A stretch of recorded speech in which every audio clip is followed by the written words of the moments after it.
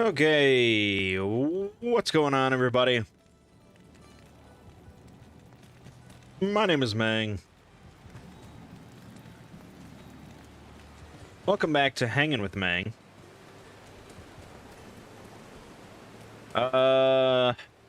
Episode 366. So it begins.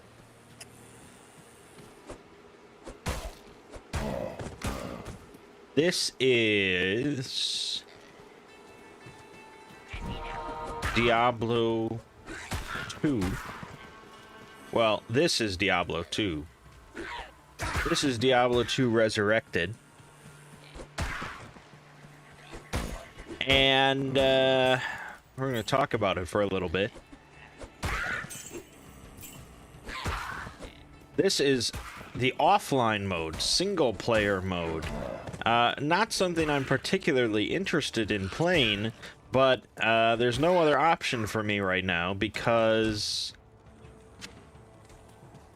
it's currently undergoing maintenance, except it isn't, because there are definitely people playing online, including people on my friends list, but I can't play because it won't let me make any games online, even though other people are making games.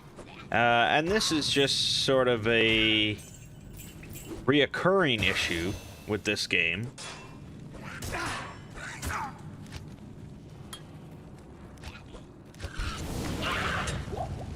This game has had a shocking number of technical issues since release.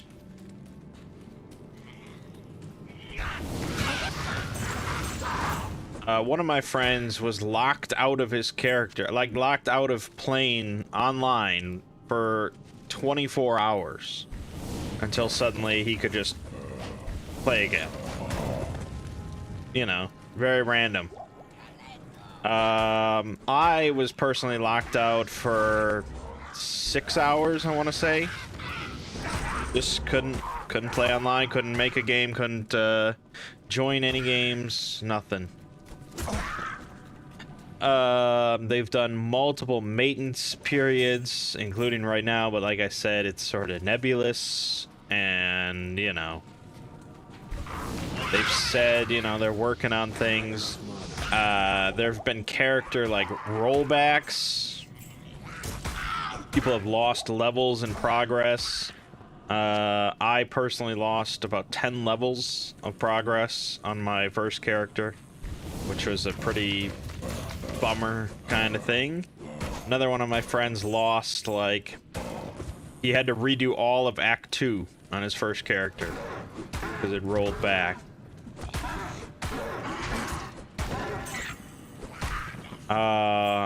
Yesterday we had a LAN party go on, about 6 of us in the same room, just playing some Diablo 2. I think all of us crashed multiple times, so our games crashed multiple times among all of us. And then there were a number of instances where we just couldn't join each other's game. We had to, like, close out and keep trying to remake the game to get everyone in. It was kind of a shit show. That stacked onto the issue of my circuit couldn't handle 6 computers going on at the same time, so we blew a fuse a few times. But yeah, it's not been going great. What happened to Blizzard? I don't know how much Blizzard is involved in the issues here compared to Vicarious Visions, who handled the remaster. But yeah, it's rough.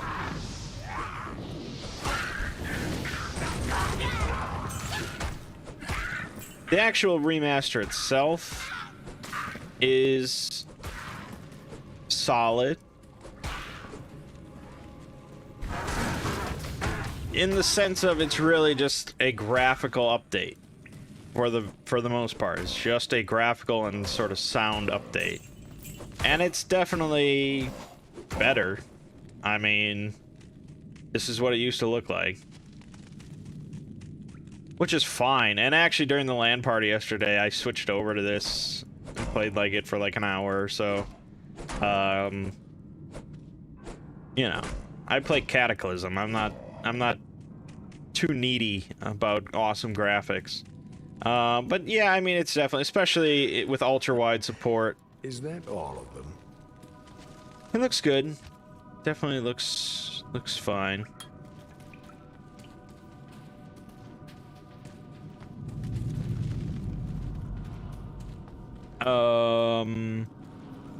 You know, but nowadays with you know, these other ARPGs around, it's not like mind-blowingly good or anything.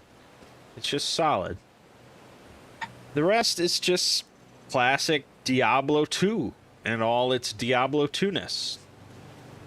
And yet I find myself not really enjoying it as much as I hoped I would.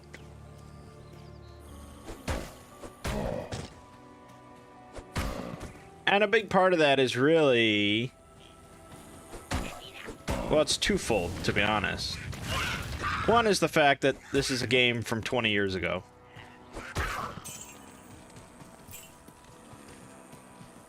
Which is not inherently bad, but it's in a genre that has evolved quite a bit.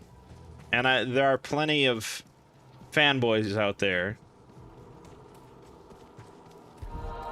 that will scream from the rooftops that no game will ever surpass Diablo 2. It is a masterpiece. It is perfect. Cannot be topped. I don't think that, because I already think it has been topped by Median XL, a mod for Diablo 2. And I don't think I've played more Median XL than I have played of normal Diablo 2, just due to like my youth and how much time I spent on this. But in the last decade, I've definitely spent more time with Median XL. And so it was actually kind of jarring coming back to this normal T2. There were so many things that I was just accustomed to with Median XL, like quality of life things and you know, more advanced features and stuff, and it was just like, you can't downgrade runes in normal Diablo 2. I mean, how does that not exist?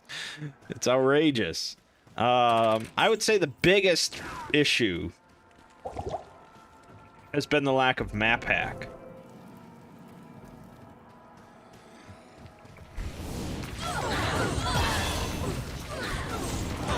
I just don't really have the patience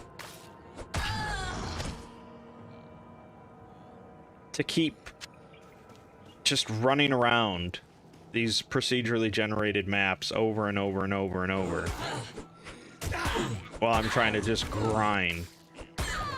It's just not fun. And I mean, other ARPGs don't have map hack, but they have other things, such as, like, you know, quest pointers, which point you in the right direction of where to go, or things like that. You know, it's a bit more guided. And your first time playing through, like right now, like I don't need map hack. I'm not like crying about that. But when I'm just running Mephisto for the 100th time, it just pisses me off. Just teleporting around, desperately just trying to find the way down. When I'm so accustomed to map hack just being like, yep, here it is.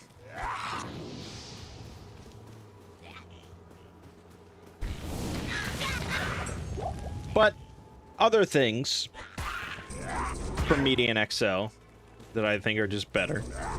One is getting rid of stamina. There's no stamina bar in Median XL. There's still running versus walking, where running turns your defense to 0. That still is a thing. It just gets rid of stamina, which I think even like one of the developers of Diablo 2 is like, yeah, stamina was a mistake. It's just bullshit. eventually it doesn't matter anymore. But early on, it's so annoying. End game. The end game of Diablo 2 is essentially just grinding to get better gear so that you can grind some more. And more quickly.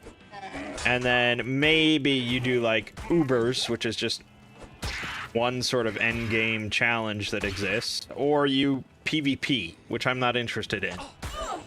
Compared to Median XL, which just has a slew of endgame dungeons, bosses, challenges, all sorts of stuff that are really interesting and challenging and fun and, you know, probably the best thing about Median XL, in my opinion.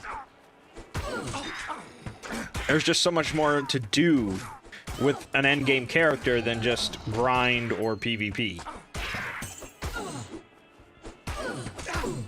Which is a common thing in other ARPGs nowadays. Most games that come out have, like, endgame content. Things to do with your big, powerful character instead of just grinding for cool gear for other characters. And that sort of leads into the other thing of build variety. The build variety in this game honestly sucks ass. Compared to other games in the genre nowadays. I was all excited. I was all planning for this game. I was going to make a Frozen Orb Sorceress. Because that was my first Diablo 2 character. And I was like, oh yeah, Frozen Orb, that's going to be sweet. Only for me to come and learn that no one uses Frozen Orb, and it's shit, and you're a shit person if you use it. That's a slight exaggeration, but it's not that far off. And the reason is because Cold Sorceress is, like, I think the most popular character in the game currently. I was doing bail runs yesterday, and there were 8 sorceresses in the group. It was entirely sorceresses. 6 of them were... No, 7 of them, I want to say, were cold sorceresses. 1 was a fire sorceress. And 6 of those 7 blizzard... 6 of those 7 cold sorceresses used Blizzard. 1 used Frozen Orb, probably because they didn't know any better. Blizzard completely invalidates the existence of Frozen Orb because, and this was not true in original Diablo 2.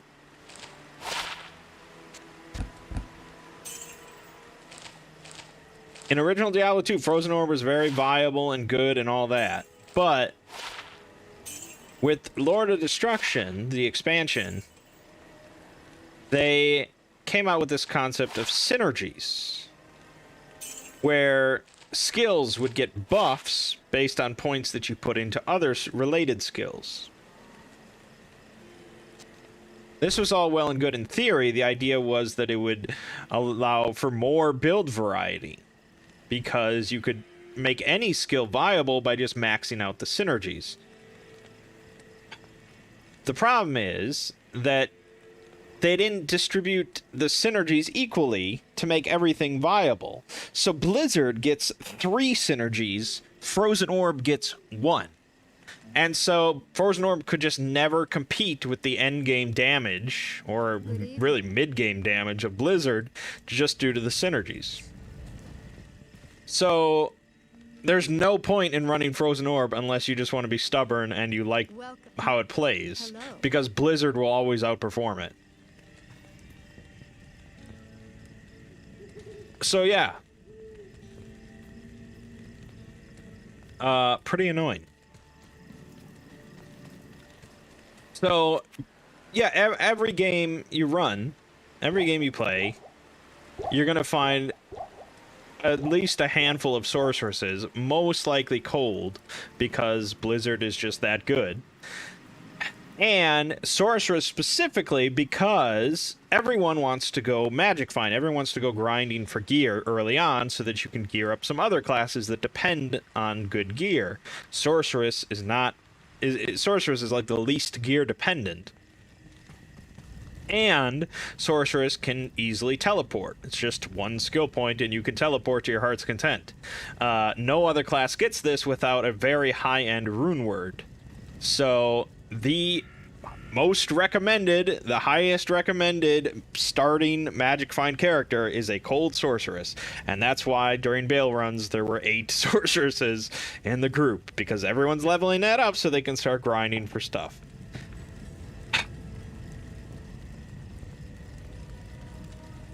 Does this game hold up if one has never played the original, or is the enjoyment mostly nostalgia? Personally, I think the enjoyment is mostly nostalgia. I mean, it's not a bad game. Let me clarify all this ranting. It's not a bad game at all. It's just aged. I would personally recommend looking into Last Epoch,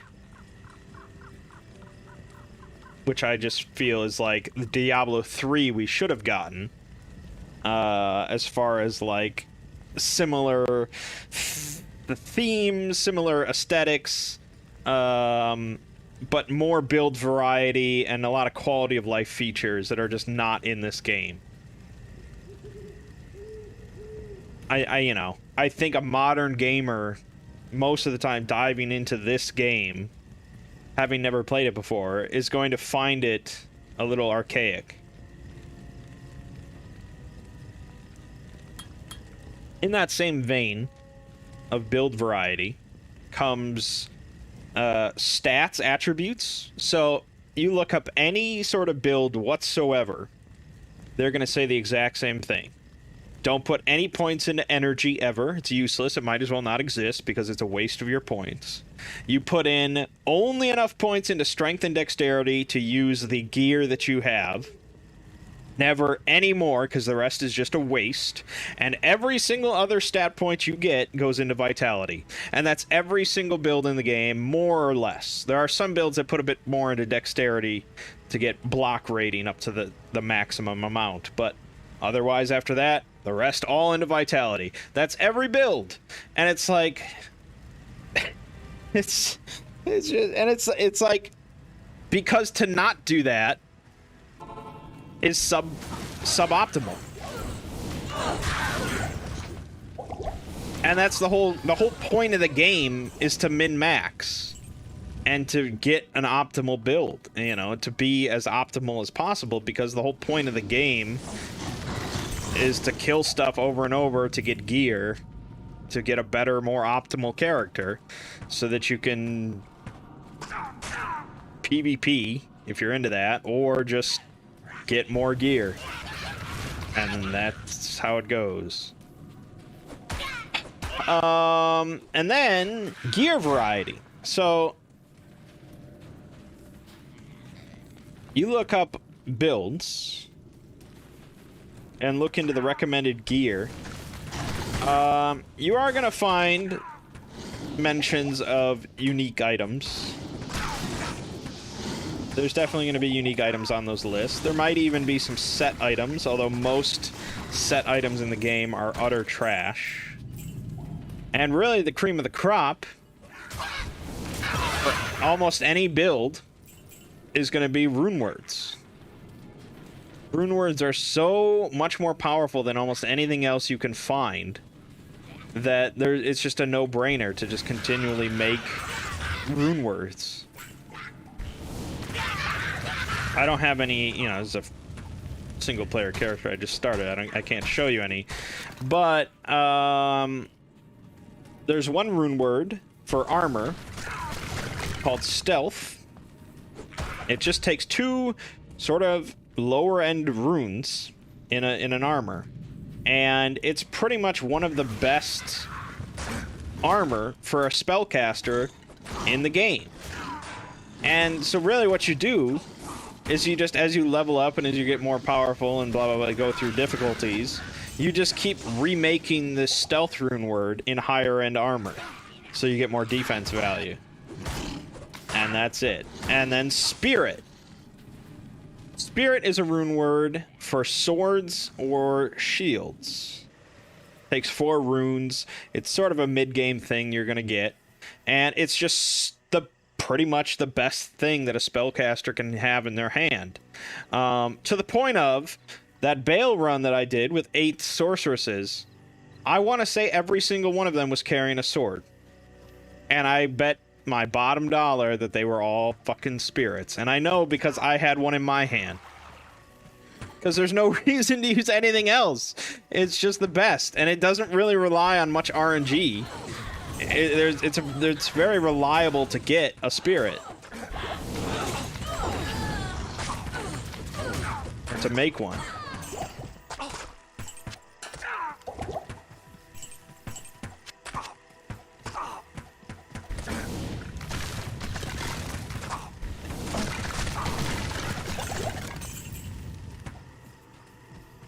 So, and I just, yeah.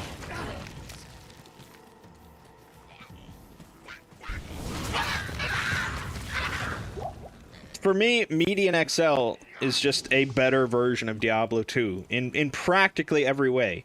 And while I've been playing the game the last few days, I've thought numerous times, like, I kind of wish I was just playing Median XL. The build variety, the end game, the gear variety, the degree in which you can actually customize and craft your gear, the idea that you can just collect useless uniques that are not important to you and you can just kind of melt them down in order to make the unique that you want.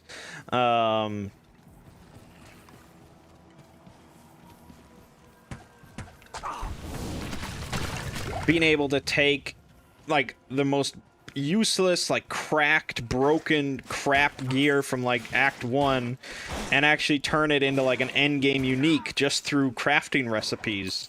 That's... yeah. Being able to downgrade runes. Map hack. It's so good. It's so good.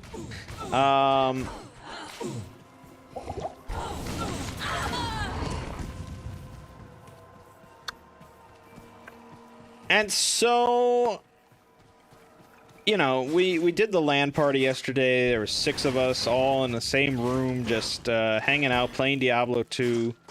It was fun. I mean, don't get me wrong. I enjoyed it. But that was just us, like, playing through the game with fresh characters.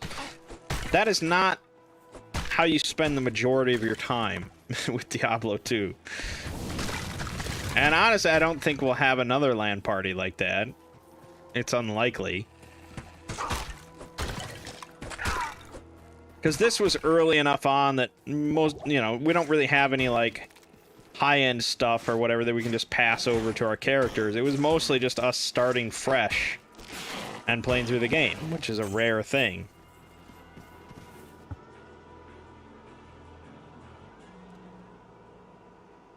But I would rather have 6 people in a room and just sit down and play Median XL together.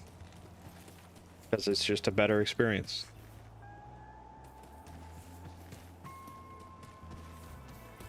So I don't know how much time I'm going to spend with Diablo 2, especially without map hack. If I had map hack, I'd probably consider doing some more grinding, doing some more MFing with, like, Mephisto and things like that. Just because it's not that stressful, it's not, you know, it's not annoying. And there is sort of that gambling aspect to it of just, oh, you just keep going and you might get something incredible and oh boy, it's exciting for a little bit.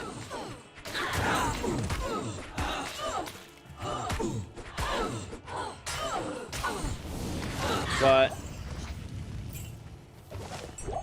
yeah, I mean, honestly, I'm waiting for Last Epoch to release the multiplayer, or I'd probably just play Median XL. Which is sadly never coming to Diablo 2 Resurrected because of the always online aspect, and they took out TCP/IP apparently, so Median XL can't run its own multiplayer servers.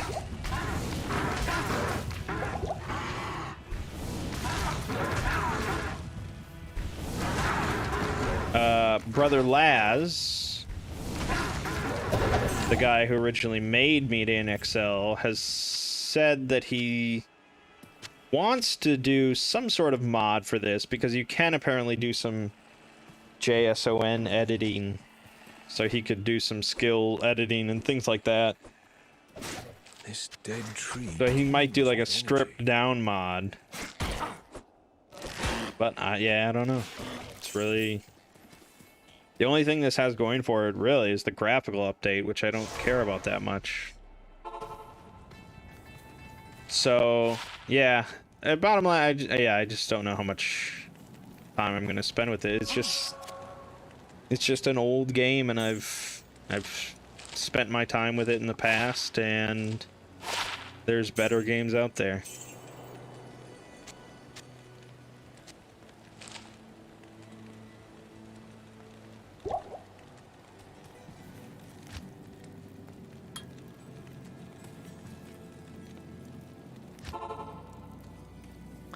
Anywho, moving on. This week, we had Cataclysm, we had RimWorld. That is going to continue for the start of this week, but I think I only have one more Cataclysm video to upload. And then that is done. And we're going to be starting Resident Evil 8. Be pretty exciting.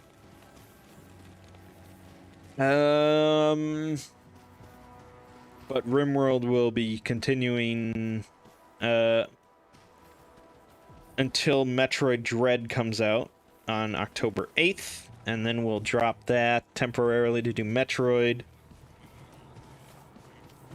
And yeah, so most of October will be Resident Evil 8 and Metroid Dread, which should be pretty good.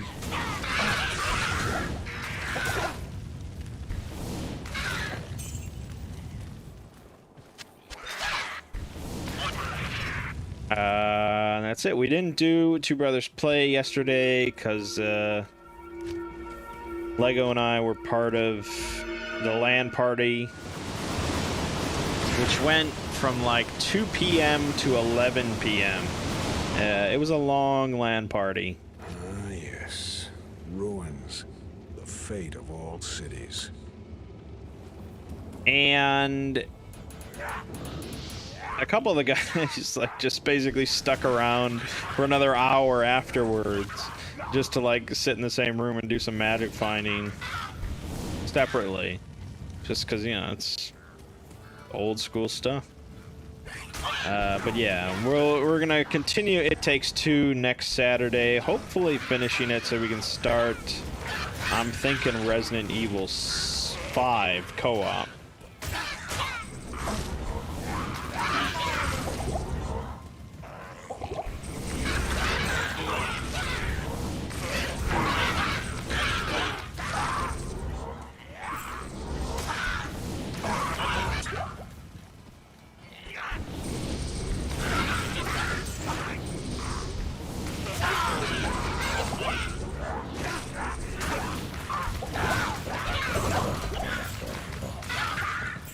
You recently played RE7, you can understand the story going into RE8, and still haven't gotten into 8 yet.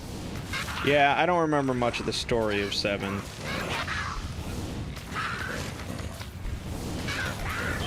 But, you know, who plays video games for story?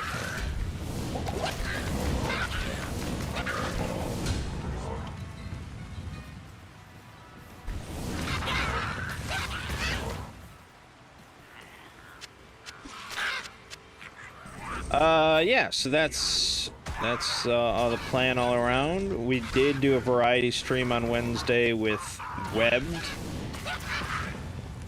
and I don't think we're gonna do. Well, we're gonna do a variety stream most likely, but I don't think it'll be a horror game just yet. October has not started yet, so we'll find something. And that is that. Over on the Exploring series, I put out SCP-6500 Part 1, Deckard Cain, leave this place. which has done decently well for itself with viewership, so that's all good. I don't know how many people are watching the whole thing, but, you know, the views themselves are good. And overall, you know, I think people were happy with it that did watch it. I need mana. I find it funny that people come on to videos like that and then complain about how SCPs are just getting so long and complicated. And it's like, oh, all the 6,000 entries are so long and complicated. It's ridiculous. It's like, no, dude, that's just what I cover because I like the long, complicated shit. So that's what you see on my channel. Like, go read stuff. You will find plenty of short things. They even added, like, a new thing on the site that shows the shortest articles of the month. Enough mana. You can just go and read the short shit. But, yeah, I cover the big, long stuff because that's what I like. And that's the most lucrative for YouTube. A win-win for me.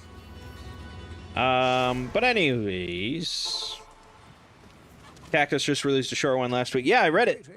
I read that one. It was pretty good. How's it, Rick? Yes?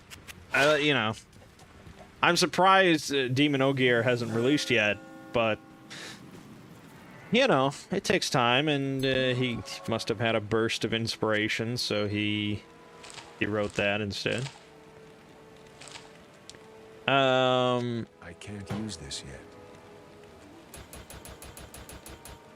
Reading requires effort. That is true. Yes. Cannot refute that. But yeah, I think most people that click on an hour-long video that says part 1, they sort of know what they're getting into. Whether or not they're going to appreciate the overall story is, you know, another thing. The interesting thing about 6500 is that the paths, the initial paths, the 4 of them, are all kind of radically different. And they're lightly interconnected, and they each concern the overall 6500 crisis and how it's affecting the whole world and different groups of interest and anomalies and stuff. But they're really just 4 separate stories in this kind of universe. And then at the end, it's going to all come together.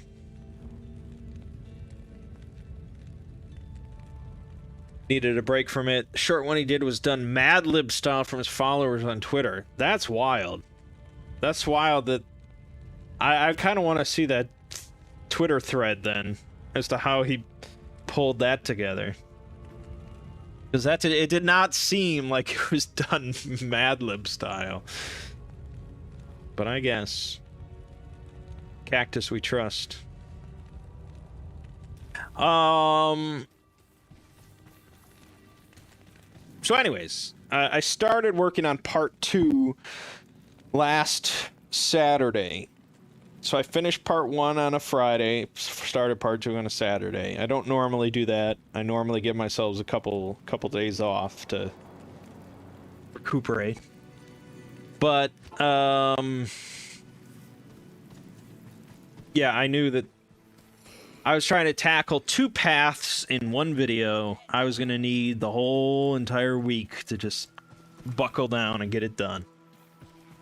I finished the first path, the second path, that I was going to do for the video.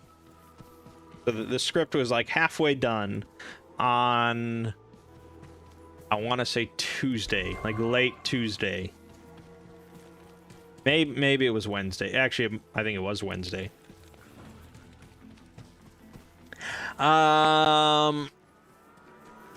And I was just sitting there looking at the script. And I know for a fact that all the paths are, like, equally long. And it was like, it took me, like, 5 days to finish one path in the script. Not counting, you know, the actual recording and editing process. And I'm just like, if I want to put 2 paths in this video, it's going to be... For one, it's going to be an absurd amount of cram work to be done. To release it to Patreon on Friday. Second, the script itself was almost as long as the entire first video already. So, if I do this, the second video will probably be about 1 hour and 40 minutes long.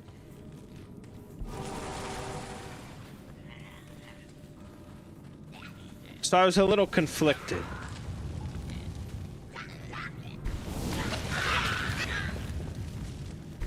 Because on the one hand, I don't really want to do, like, an 8-part miniseries. Because it takes up a lot of weeks of uploads. It takes up a lot of time. And if it's popular and it's well viewed, then it's fine. I mean, obviously that's as good as anything else. But I know there are people that are... They're all, you know, you want to always keep things fresh and keep things moving. Doing lengthy miniseries is usually not a good thing.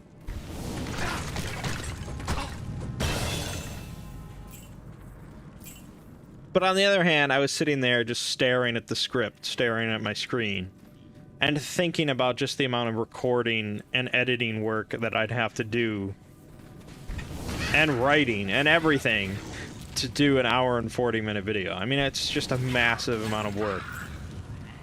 People spend weeks putting together an 1 hour and 40-minute video. And I was trying to put it together in, like, 3 days. So, ultimately, I did make a post on Patreon just sort of, like, discussing it. But ultimately, I really just made the decision for myself and for my own sanity to split it up and give each path its own video. Which is still, you know, a whole slew of 50-minute videos week after week. It's not like I'm getting off easy, but I at least can maintain my own sanity there.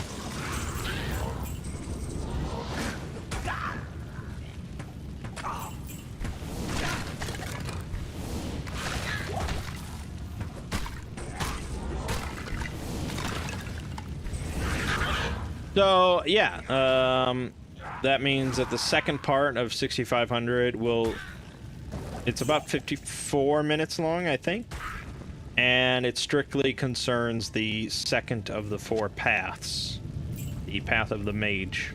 It's a good video. It's a fun tale. I mean, I enjoyed it. But, yeah, this does mean that we're going to be extending the video count by quite a bit.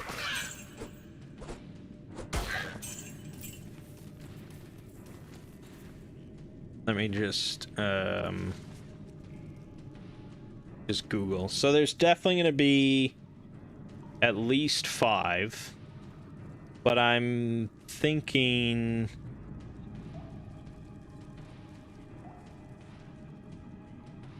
more likely 6, possibly 7. I need to, like, look at some stuff again. Because really, after we do the 4 paths, we progress in the 6500 document. So that gives us another page where they sort of discuss the situation, they come to a vote, the O5 Council and all that. And then from there, we come to a branching point where the vote either goes yay or nay, and the branching the branching paths each have 2 more paths related to them, 2 more tails. Now these tails are not nearly as long, I don't think. But really, I would say each set of 2 is going to be its own video. And then that all comes together for a final sort of section. But really, I want to say 6. I want to say 6 is going to be the final number. I'm not beholden to that in any way. I can't guarantee anything in any way. It could end up being 7 if I have another moment of just, like, staring at my screen, but I want to say 6.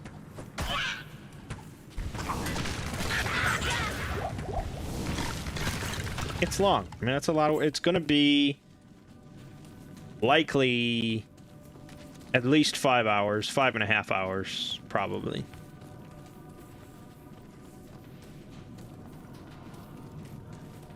This is compounded by my poor timing by trying to do this epic 6-part miniseries during October. The 1 month of the year where I really try to cram in a whole bunch of other extra videos because it's my favorite month. And it's the spooky month. So I try to do all sorts of spooky topics. That's why I think the real losers... No, that's not the right word. The real bummed out people this month are going to be those that are not that interested in SCP, specifically the big, epic, complicated stuff, and are really interested in, like, my history videos and serial killer stuff. Because there's going to be none of that. I just do not have the time or energy to really properly research and put together a historical video in any sense. So what you're really going to get is a bunch of, like, audiobooks, shorter audiobooks. I have started recording Shadow over Innsmouth. So that's definitely going to happen. That's hopefully going to be released on October 1st. Friday.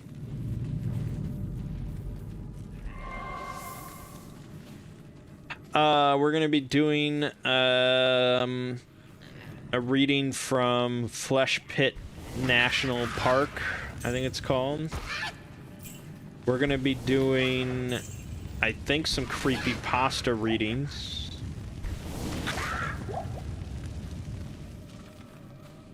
And then ideally I'd like some other kind of public domain horror short story or novella. I think last year I did Legend of Sleepy Hollow, and I really enjoyed that, and I wish there was more stuff like that. That was public domain. It was very sort of autumnal, with a little bit of spookiness to it, but I don't think there is much.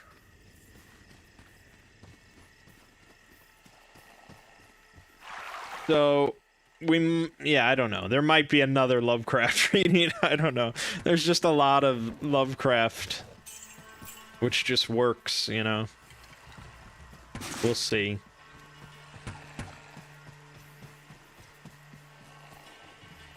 But yeah, you know, that it's just another sort of sliding thing of really becoming an SCP channel.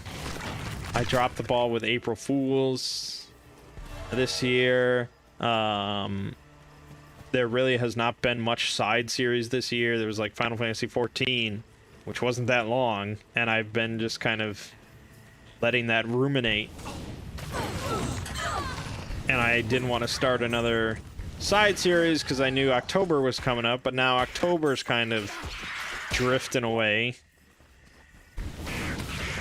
because this epic mini series.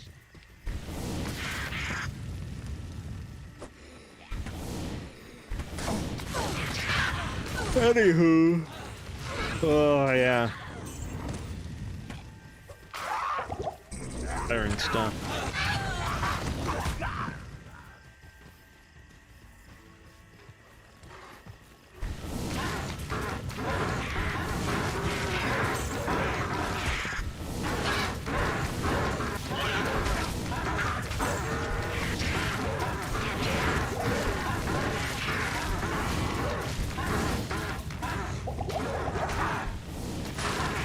I mean, honestly, I wouldn't mind like taking all of January off. Just putting out a post saying there's no videos for January. I'm sorry.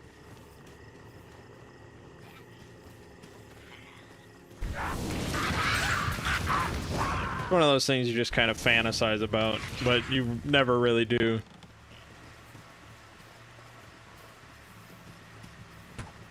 You gotta pay the bills, man. Videos gotta get made. But I'm sure I'll take at least a week off. Possibly in November. And by take a week off, I mean really just like uploading SCP-6500 in its entirety as a 6-hour video.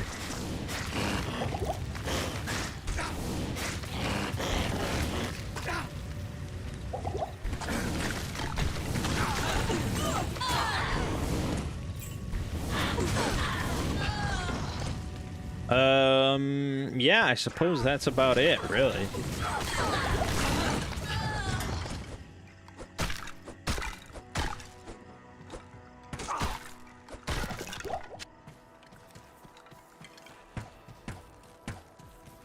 So yeah, check out SCP-6500 Part 2 tomorrow.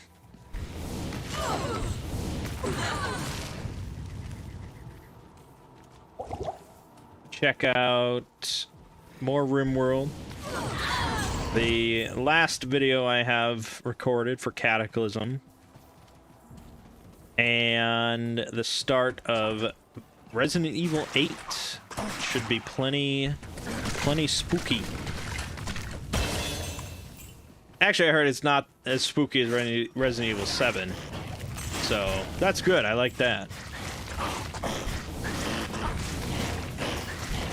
And something on Wednesday with the variety stream, and something It Takes Two on Saturday with Lego.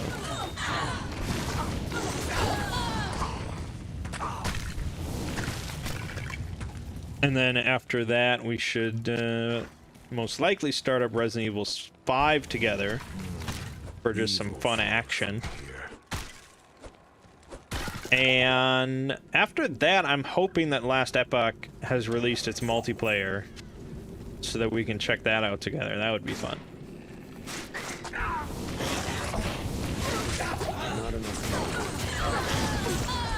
But, yeah, I guess I should stop playing this because it's offline, so it doesn't mean anything.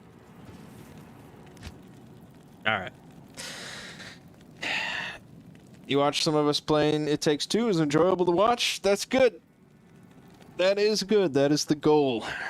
It was enjoyable to play. I'm looking forward to the second half of that. Hello. Alright. My name is Mangg. This has been Hanging with Mangg. See you fine folks next week.